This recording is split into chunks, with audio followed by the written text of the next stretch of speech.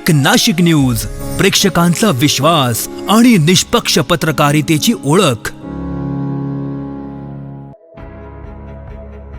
सिन्नर इथं होणाऱ्या 73व्या राज्यस्तरीय महिला व पुरुष अजिंक्यपद व निवड चाचणी कबड्डी स्पर्धेच्या लोगोचं भव्य अनावरण मुंबईतील मंत्रालयात उपमुख्यमंत्री सुनेत्रा अजित पवार यांच्या हस्ते पार पडलं। या सोहळ्याला मंत्री गिरीश महाजन, सार्वजनिक बांधकाम मंत्री शिवेंद्रराजे भोसले, भाजपचे जिल्हाध्यक्ष सुनील बच्छाव, मुख्य प्रवक्ते अजित चव्हाण, जिल्हा कबड्डी असोसिएशनचे मोहन गायकवाड, महाराष्ट्र डबल केसरी हर्षद सदगीर, शरद पाटील तसेच कबड्डी क्षेत्रातील मान्यवरांची उपस्थिती लाभली।